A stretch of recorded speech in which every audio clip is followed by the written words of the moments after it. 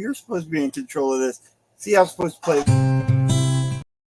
It's because I'm not in control of that stuff. You are. You gotta listen to the turkey song, yeah. You can't play the whole thing. Love to be turkey. I got a crazy father. Oh. Guys. You still didn't comb your hair. Hey. What? I'm listening. That's all I got. That's all you got? Hey. Hello and welcome back to another episode of Unchained with me, Paul Gomez. Me, Dylan Moore, hardest working kid in comics. Best out there, One the only. Hey, don't look at me. I'm waiting for you to finish your spill. Go ahead. The one the only. Before we go any further, we definitely want to make sure that we talk about our sponsor. Jump on that hill to pay the bills. Geek out, guys. Geek out. That's right. Geek out. 2 locations. That's Burleson and Mansfield now. Which yeah. We had the grand opening last weekend. That was amazing. Look, no one can see you. That's all right. Oh. I'm just that much better. Point. There you go.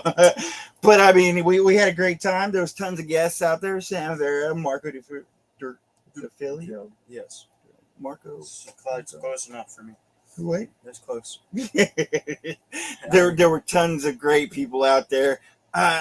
Thank you to everybody who joined us. Thank you to the Mansfield Barracudas, which was awesome to see them out there. We're going to be able to go see them at the games that Geek Out sponsor of. Also, we like to talk. Just spend a very quick minute on a few Kickstarters that are out there and are running at the moment. The first one I really want to mention is JD Rosario's New York. Is it New York versus the World? Yes, it is. New York versus the World, and it's got 5 days left, so definitely check that out.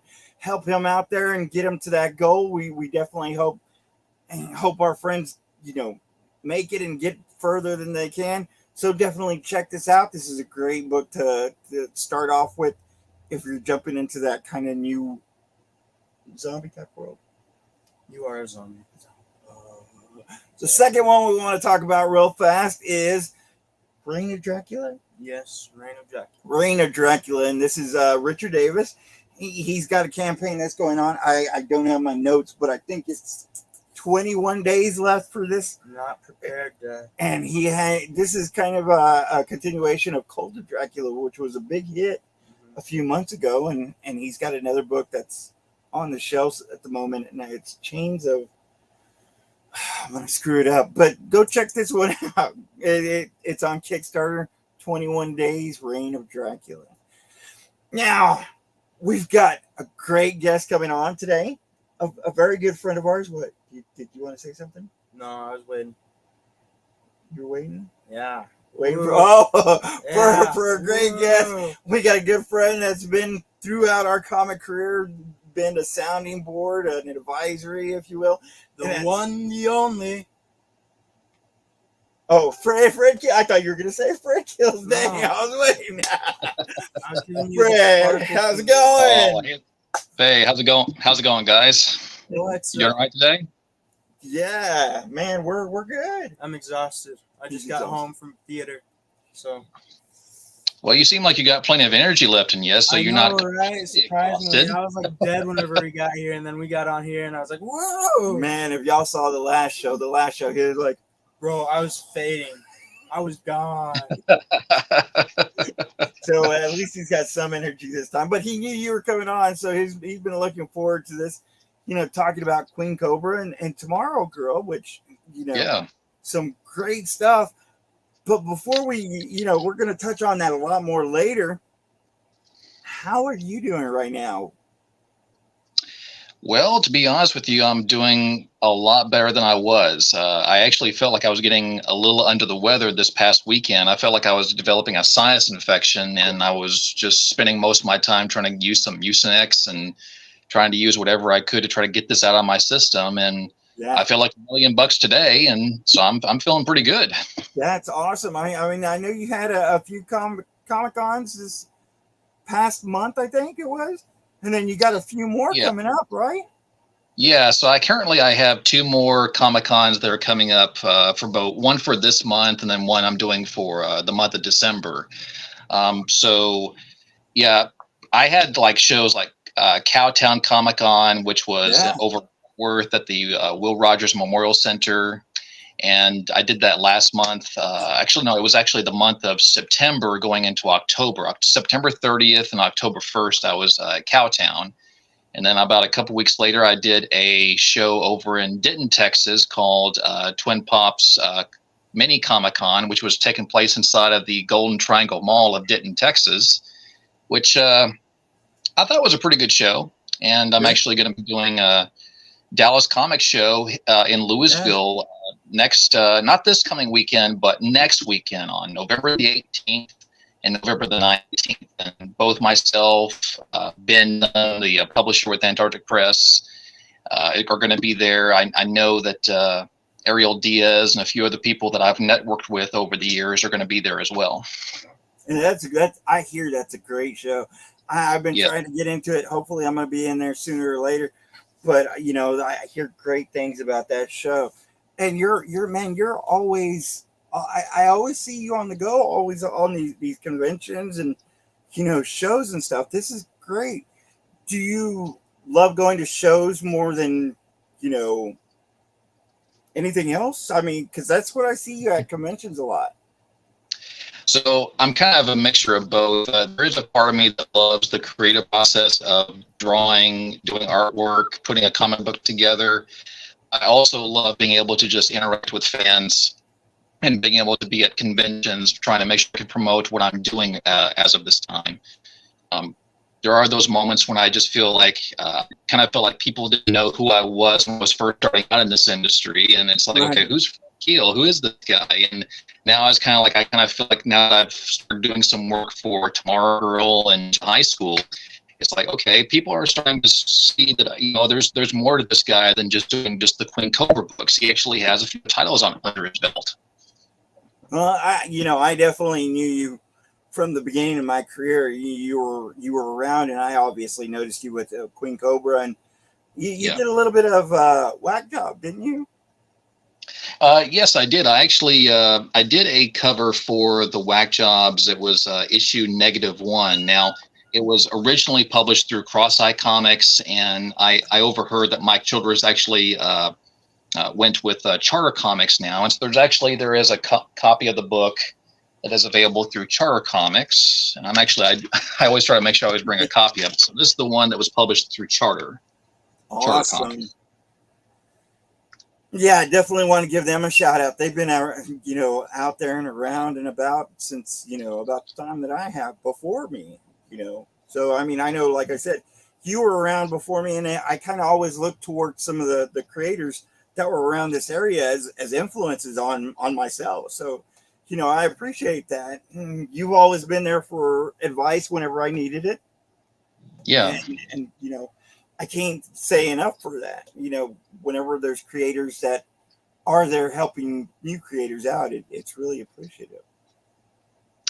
Well, yes, and I always kind of see it from the viewpoint of I want to make sure that if I have the ability to make everyone else succeed in the same way that I can succeed, then it's a double-edged sword. It works for both my benefit as well as for yours.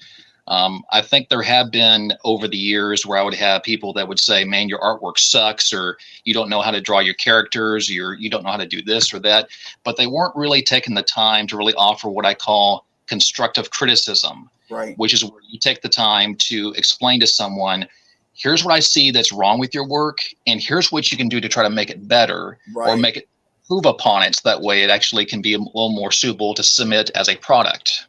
And that's one of the things that I think a lot of people who criticize don't understand. They usually say, here's the negatives, but they don't offer that, here's how to fix it, or here's a helping hand that helped me out. And every time I've came to you for advice, you've always given me that constructive criticism, as opposed to like some people who just gave you bad criticism. Yeah. And I can't speak enough for that, because like you said, it's a lot of people will be quick to tell you what's wrong, but not how to fix it. Yeah. Well, it's kind of the same thing too. I mean, I had people like a very good friend of mine who actually you and I have done shows with, Mr. Andrew Mangum, who's worked on Yeah. currently working on a lot of stuff with Merck Publishing right now. But there were times I'd be doing a show where I'd be like, a couple of tables down from him, and he would say, "Fred, I want to see you get more. I want to see you get more of your work out there, and I want to see you do this and this, and I'd like to see more of this right here, and I'd like to see, you got a great IP right now." And I think that's great that you came up with your own character and your own comic book. I'd like to see you really push that instead of just trying to do, 11 by 17 prints of something of another Spider-Man or a Miles Morales. I'd like you to see you doing more of this. So he has been very helpful with me as far as explaining what I could do to try to better myself as an artist, and also to help me get my IP out there. Yeah, I mean, Andrew and Gabriel are great guys. As a matter of fact, just to throw a plug in there, Gabriel and I have worked on a piece that's going to be an exclusive for Geek Out, coming out in the next month or so. So, Gabriel and Andrew have helped us out a lot. And, they again are the type of creators that would not only just, look at your work, but also help you in giving you that constructive criticism that helps you get to that next level. So, yeah, I mean, and I know, yeah, exactly. Them being on covers, it helps you out, especially since they're a little bit more established. Some established guys kind of look over you and just don't give you the time of day. But like I say, you've been in the business and you've always given me advice anytime I needed it. They've definitely, had a helping hand in stuff that we've done. So we appreciate that kind of stuff. So we wanted to talk about a few topics. There's not really many that I didn't know what to talk about. I know we wanted to talk about the biggest movies that are out there right now. Do you know any big movies that came out? The Marvels. Miss Marvel comes out. That kind of says how big the Marvels is at the moment. If a teenager has to think about it for about 15 minutes, I don't know if it's doing that well. I hope it is. Well, I hope so too. I mean, to be honest with you, ever since Avengers Endgame, there's really just been a handful of titles that they put out that I've actually enjoyed. I enjoyed Spider-Man: No Way Home. I thought that was a great film. Yes. I know that there was a lot of really negative criticism towards Venom: Let There Be Carnage, which was the sequel to Venom. But I enjoyed those films. I mean, I kind of looked at it like, okay, a lot of what they've been doing lately has been hit or miss. It's either something I'm looking at saying I really enjoy this, or I haven't really seen very much creativity coming from them since they did Avengers Endgame. So I'm hoping that they can rebound, hopefully with this film or in the next upcoming film that they have lined up. And the funny thing is, obviously they have to rebuild after Endgame, but you have Loki that's going on right now, and everybody's talking about that season finale that's coming out next week. This week. Calm down, don't hit me. Okay. and as opposed to the Marvel, so like everybody's talking about Loki, and everybody's forgetting about the Marvels. It's all Loki.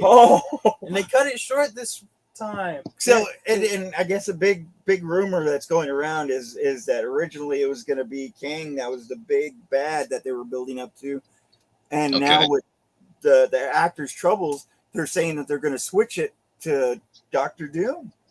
I haven't heard that yet. You haven't heard that? That's been going around.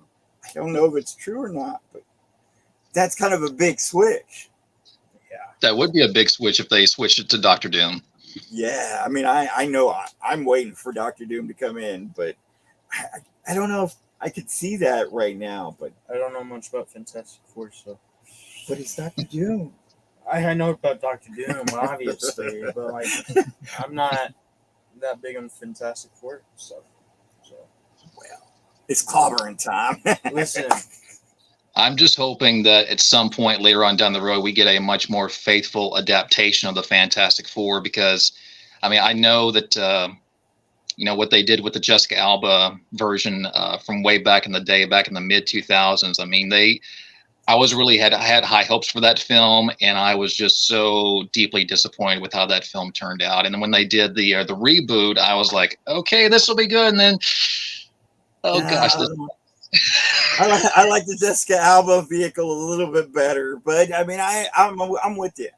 Well, I agree with you too, Paul. The Jessica Alba Fantastic Four is a much better film, but I still kind of felt like it pales in comparison to what they could do if they were to bring the Fantastic Four into the MCU. Yeah, and they're supposed to.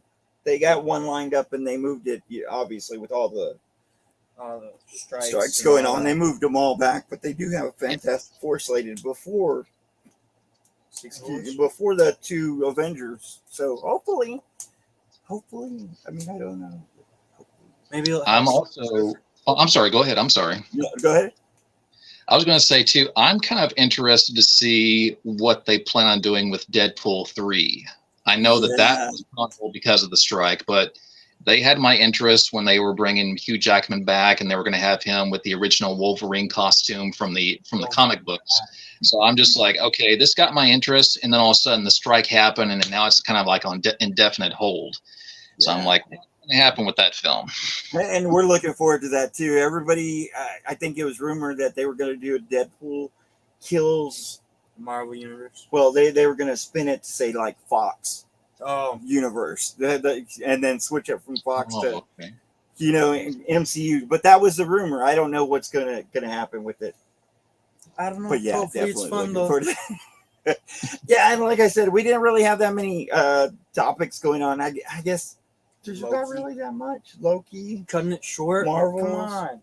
Well, I'm just saying, cutting it short. What's the topics? No, Loki. Oh well. Damn. I think they're just getting ready for the movies. But I mean, I don't think the Marvels is going to do like as good as Fast Five Nights at Freddy's, which came out the week before. Definitely. So I mean, it's just one of those things. One of those things. All right. It depends on. Well, it just depends on the popularity of the characters. As of right now, with what happened with Captain Marvel, it was kind of like a mixed bag with that film, where it did very well at the box office, and it actually was a film that most young ladies actually enjoyed watching. But for those of us who are fans of the comic book series, we felt that Captain Marvel was a little bit of a letdown, and so yeah. Oh, he froze. Yeah, but I mean, it definitely was. I think it was the right time for the first one that came out, and that was the main thing. I don't know if it's on his side or our side. I don't know either. But it really is the thing about timing. You had Barbie that came out at the right time, and Oppenheimer, and they shot up. Oh my god, I want to watch Oppenheimer. Yeah, right. Whoa. Isn't it going on HBO? I don't know. It's going back into the IMAXs. I just heard that it went back to the IMAXs, so I'm not exactly sure. We should watch that. We should. Yeah, I'm sure, but that definitely another film that I did add to my to watch list is that film. Yeah, I'm not sure. I think I lost you for a second. I'm not sure if that was our side or yours. Testing 1 2. Can you hear me? There you are. Okay, very good. But yeah, sorry about that. No problem at all. So let's talk about you. How long have you been in comics? So I started doing this back right as soon as the pandemic first hit back in the year 2020. I'd already had an idea in place on what I wanted to do for my own comic book series. Basically, I was working my regular job at a quality specialist for a medical company, and just something happened out of nowhere where the pandemic hit, and I basically was unemployed, and I thought, okay, what am I going to do? So I had a handful of people, friends, relatives, and family members, even a couple of neighbors of mine that said, Fred, you've always been such a talented artist since you were a little kid. Why don't you try pursuing art or graphic design or whatever comes to your mind? And I thought, hey, I'd like to do comic books. So I came up with the idea for a book series called Queen Cobra. And as I was doing that, that's when I I started working on the panels of the interior artwork for that book while I was connecting with Chris Hayes and McLean McGuire from Chart Comics. I think at the time it was called Four Leaf Comics, and then they later on changed the name to Chart Comics. And I just remember connecting with them at a local show that we're doing here in Texas. And they said, we actually are getting ready to work on a book that's going to come out after Don't Pay the Ferryman, issue number 2. It's going to be called Fields of Fear. And they said, we need someone who can do interior artwork for this book. And so I connected with them, and we connected and talked to each other back and forth about what we can do with this title. And it was just a simple one-shot, but at the same time, it helped me kind of learn how to actually collaborate with other people outside of what I was doing with my Queen Cobra series. Right. And anyway, I think we did there was multiple different covers of the book. There was one cover that Ken Salinas did, which I currently don't have in front of me, but I also have a cover that Don Jason Hall did. So this is the cover. Yeah. And then there was also, this was a exclusive that was for Baltimore Comic-Con. This was made by Martin Zavala. Yeah, I remember that one. Yeah, this is the one where you either had to go to the show to get it, or you had to buy it on Whatnot in order to get a copy of it. Yeah. I didn't realize that you had just started. I guess that would be a year, maybe less than a year before me. Yeah, so 2002. I'm sorry, 2020. So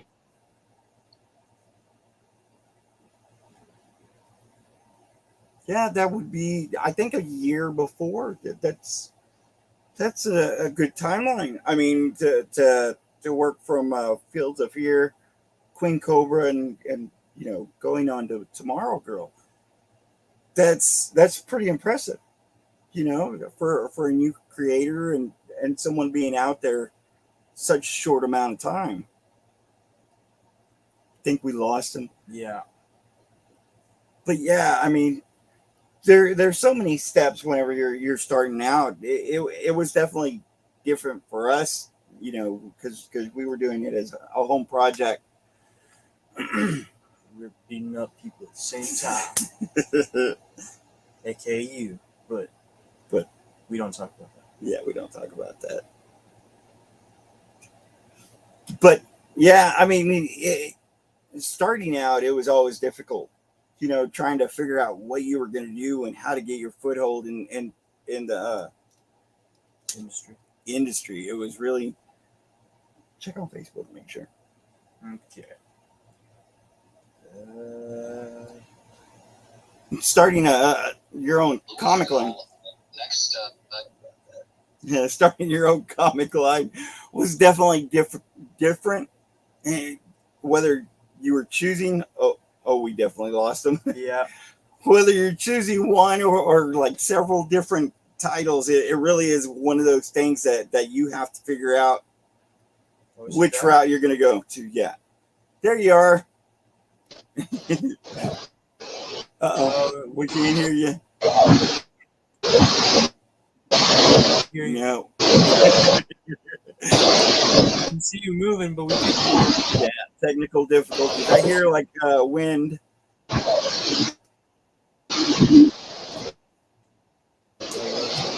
No problem at all.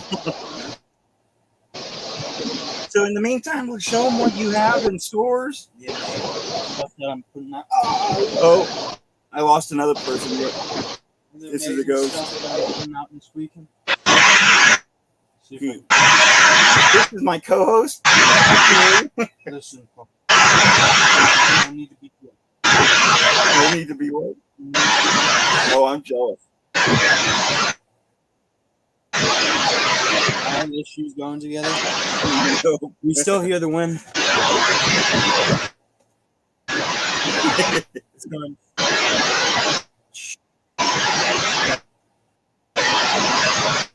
All right. So what do you got in your store that you're putting in this week?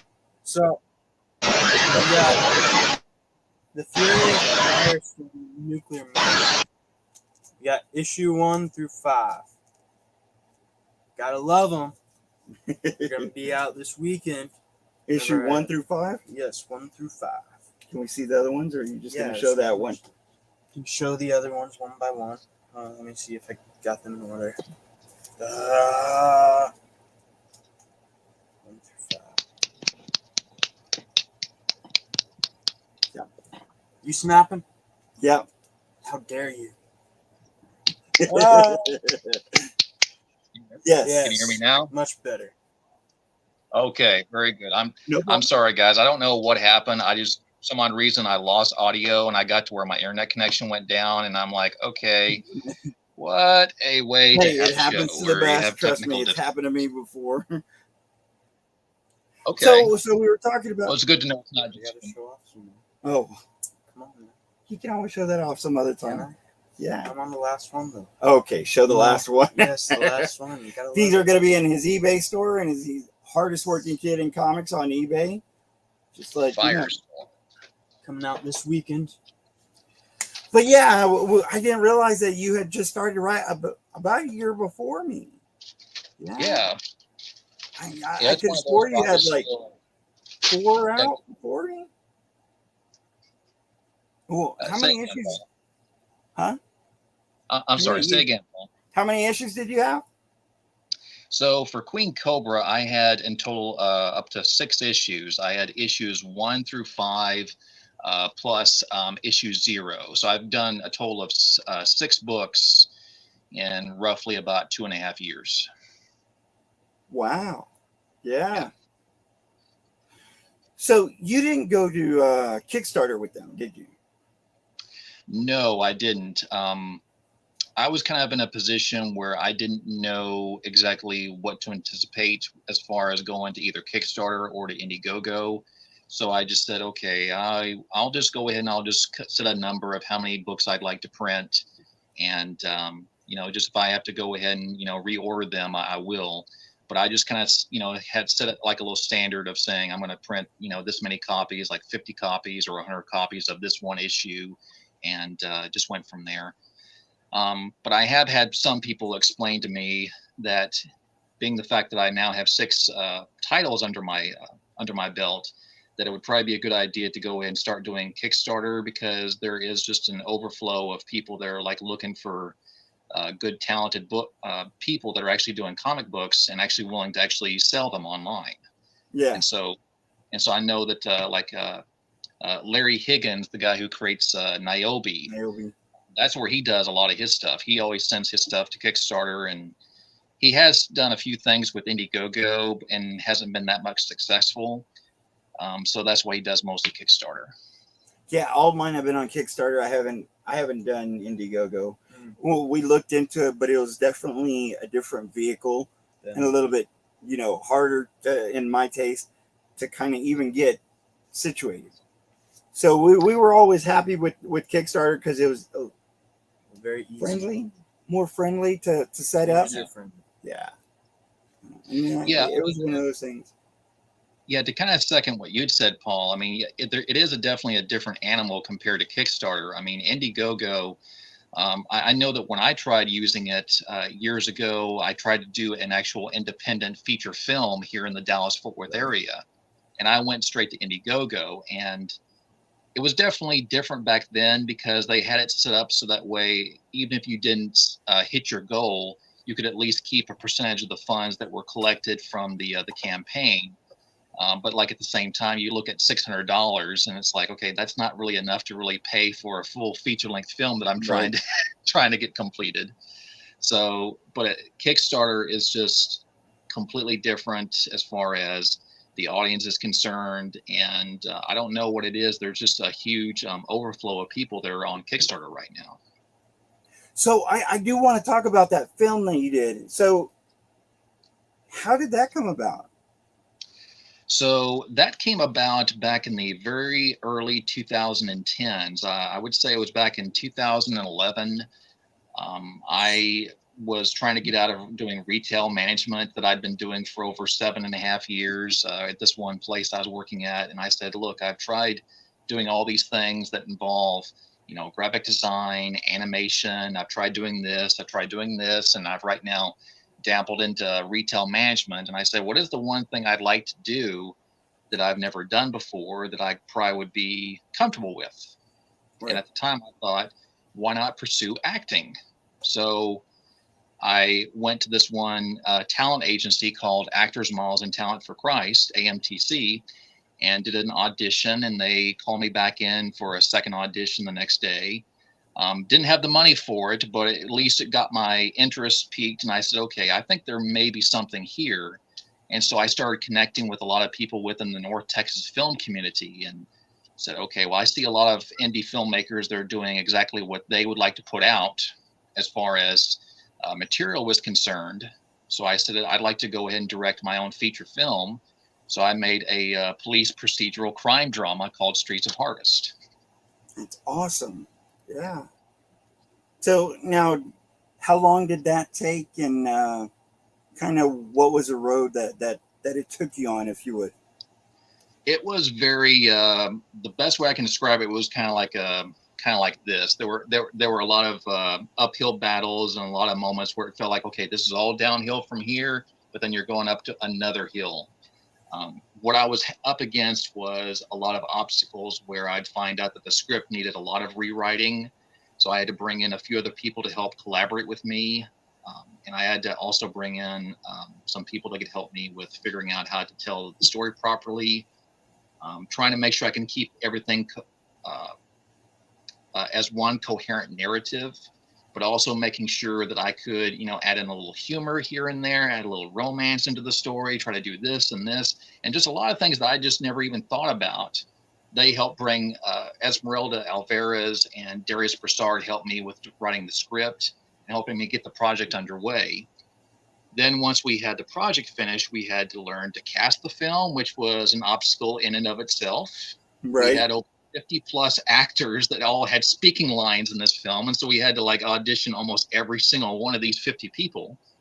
And then doing rehearsals with all the actors, which took about, I want to say that with each actor, I probably spent anywhere between a day, maybe 2 days doing rehearsals with them, mostly on just key scenes and just making sure that, because there's two main characters in the film that actually have to have a strong friendship with one another. I said, I need to make sure that there is a bond between these two before we film this, because it's not gonna work on camera unless we actually show that there is a friendship between these two.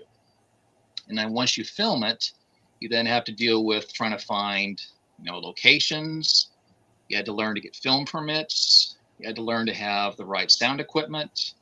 And there were dozens of times where we would have, this beautiful shot taking place in Las Colinas, Texas. But then all of a sudden you'd go back and listen to the audio and you're like, I can't hear a word they're saying. So you have to go back and either reshoot the scene, or you have to go back and see if you can bring the actors in and have them do ADR so that we can go back and rework the audio.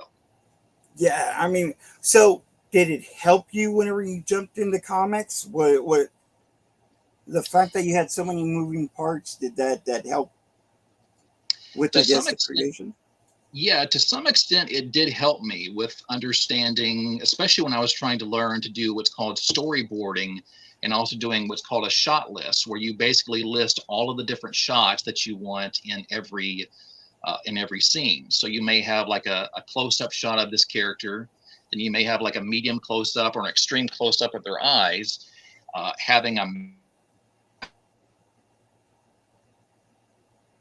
Uh-oh. I think we lost him again. Dun, dun, Oh gosh, here we go. There you go. It's all right. But yeah, no, I mean, I came from a video background myself. We used to, we didn't do a film. We did recordings of weddings and parties, and I've done music videos kind of stuff. So whenever we jumped into comic creation, it really helped out as well. Well, that's good. That's great. Yeah, it really helped me out with just understanding how to do all the different shots for the panel work for all the books I was working on. And just understanding too that, okay, whenever like someone like Chris Hayes was to hand me the script for Feel to Fear, I was able to say, okay, this is what he's looking for. So let me go ahead and put like a master shot here, and I'll put like a close up of what this character is saying. and trying to make sure I could keep it interesting enough to where I can easily send it back to him and say, Chris, is this what you're looking for? Is this okay? Or is there something I can do to make this better? And, you know, just basically just in general, it really helped me out with understanding how to do shots and panels for comic books. Yeah, exactly. That's one of the things I think that a lot of people don't understand is the panel flows. I mean, whenever you're talking about the panel shots in a comic, a lot of people think of the fluidity of TV shows and movies, how they see them, but they don't understand the capturing of the panels and how they flow. Exactly.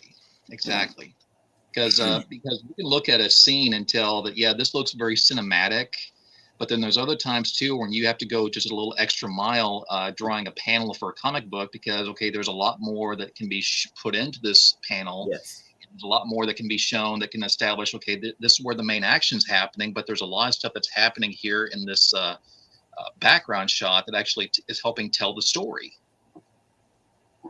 Yeah, I mean, and I think that's great to have that background of a movie kind of thing going into it. So you had Queen Cobra. Mm-hmm. How is it that you got with Antarctic Press? So that actually happened just by accident. I had somehow I connected with Ben Dunn. Actually, it was at the Dallas Comic Show back in the year 2021. I actually got the chance to meet him at a show, and I picked up a collected edition of Ninja High School Volume 1. And just at random, I started adding him on Facebook and started looking at some of his posts, and I started seeing how that he was actually looking for comic book submissions for, at the time, he was looking for submissions for Penguina, or Penguina, as how you say it. Penguina. And he was just mostly looking for like original stories that he could he could utilize. Sometimes he was looking for pinups or asking hey, would you like to submit like a cover art for this book?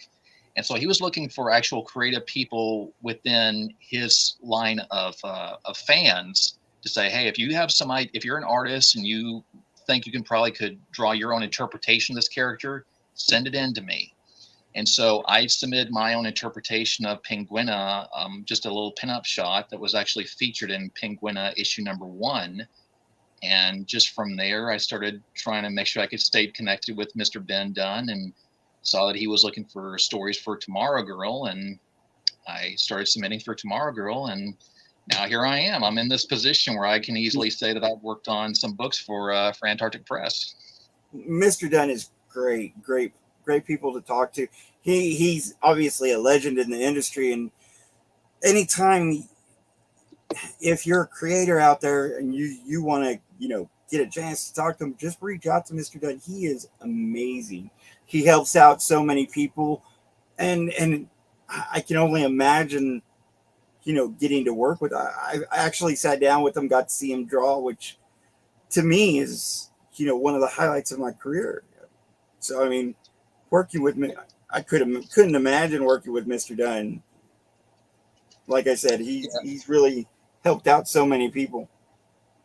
Yeah, he's really good as far as being an artist himself, but also being someone who is very encouraging, and then also just making sure that he can try to help you out if you're trying to really get your foot in the door with comic books. And I actually was there with him when he did his own open house for his own studio, and managed to pick up this copy of Tomorrow Girl Volume 1.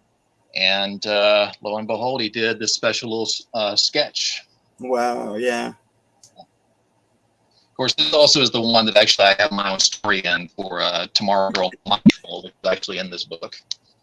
That's awesome. Yeah. But yeah, I mean, he's really great. He's really inviting and offers a plethora of advice. I mean, so definitely somebody I would reach out to if I was a new creator. And, any chance that I get to talk to him, I'm just going to take it. Yeah. But yeah. Well, something else too is that he's also very good about asking you questions, such as what exactly are you trying to do as far as are you trying to really do this professional comic books? Is this a hobby? Is this something that you'd like to do professionally? Or or whatnot. And then he also will take the time to ask you about, exactly what your main goals are and what you can do to try to, better yourself. There was at one point in time when I was kind of sharing with him about, how I was doing these conventions, and I kind of felt like I was getting this very lukewarm sort of, I don't know how the best way to say it, but just basically the show didn't have a good turnout. And he would say, well, let me ask you this. How much are you charging for your prints, or how much are you charging for your books, or how much are you charging for commissions?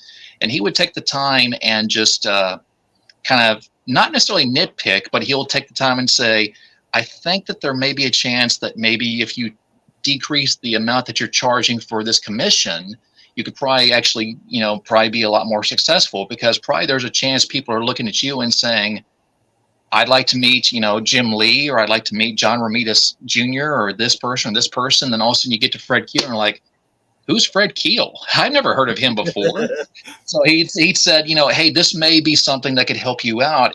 And like you could say, I can only charge like this much for a profile shot, charging this much for a full body shot, and doing this with background and color, and doing this and this, and doing remarks. And also you could see, he said too, why don't you try doing like these actual, sketches that people have in a sketchbook? That could be something that could help generate, income for you, and also help you stay busy as you're doing the show. Yeah, I mean, talking to him again, it went back to talking to people who give you that constructive criticism thing. He did that so well. It wasn't like he just had the conversation that was about himself.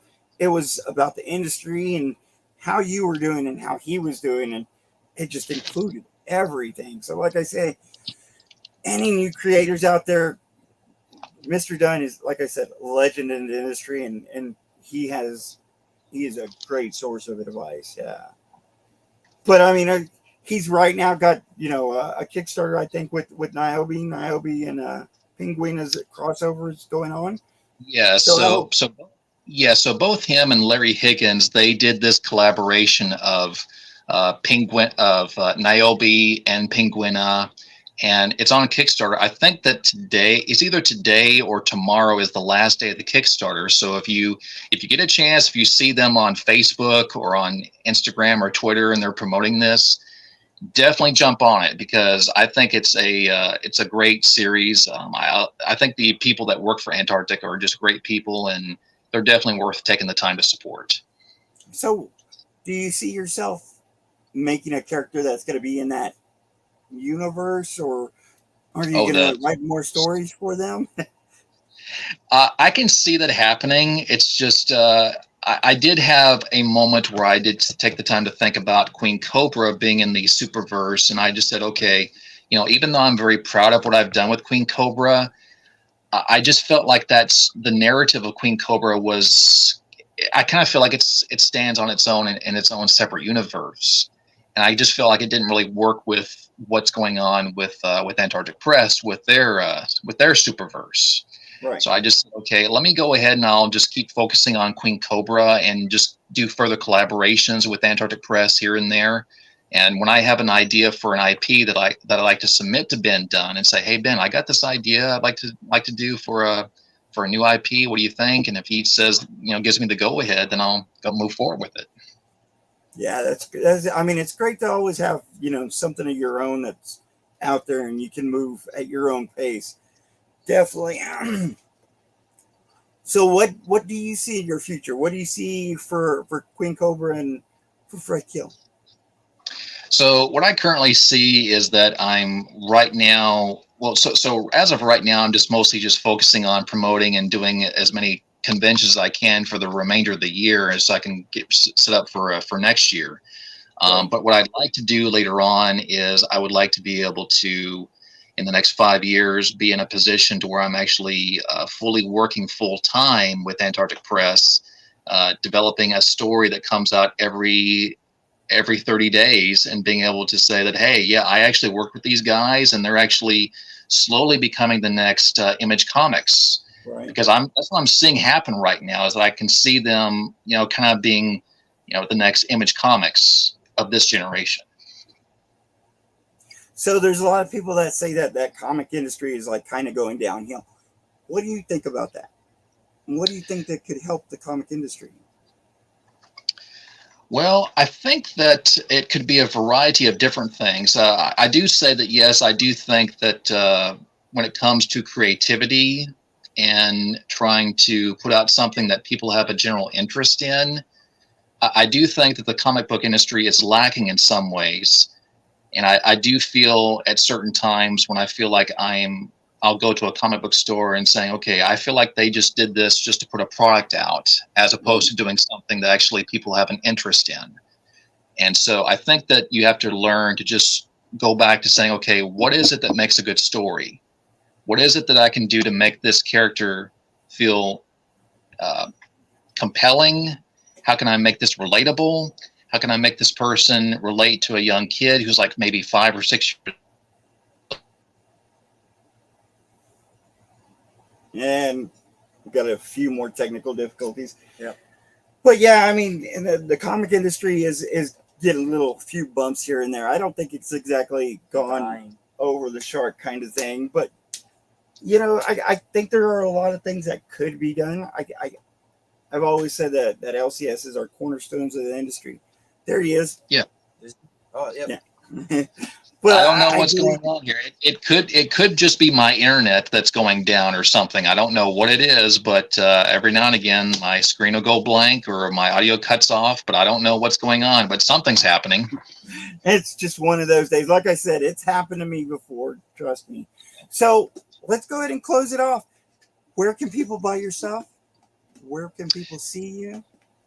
Okay, so you can definitely find out more information. I usually keep a link to my Shopify account on both my Facebook and my Instagram accounts. So you can go to facebook.com /Ocean Rising Comics. That actually is my my actual publishing company that I publish Queen Cobra with. But you can also go to Instagram at Fred_Keel.84. And I usually keep a link to my Shopify account, which basically, it shows where I'll have all my books available for purchase. And like I said, too, if you guys are able to come out, like I said, this month in November, I'm doing Dallas Comic Show in Louisville, Texas. So if you guys are able to come out to that show, you can find more information about it at DallasComicShow.com. That's awesome. I wish you the best. I know you're doing great stuff out there. I appreciate all the advice along the way. And, I hope that there's something that we can do in the future and get some great stuff out there for customers to see. Absolutely. I mean, Paul, you've always been a great guy. We've connected with each other at shows and conventions here and there. And hopefully someday in the near future, we can collaborate on a project someday. Definitely. Everybody check out Fred Keel. Check out Queen Cobra, Tomorrow Girl with Antarctic Press. Any last words? What was it? Good morning, good evening, and good night. Make sure to pick up Tomorrow Girl. I am Paul Gomez 790. If you need any advice, send me a message on Facebook, whether it's comic book related, whether it's not comic book related. If I don't have the answer, I'll help find it. And if you're just having a bad day and need somebody to talk to, Paul Gomez 790. It's okay not to be okay. Just don't live there. Thank you. See you next week. Thank you, Fred. Thank you. Thank you. Thank you so much. Bye-bye.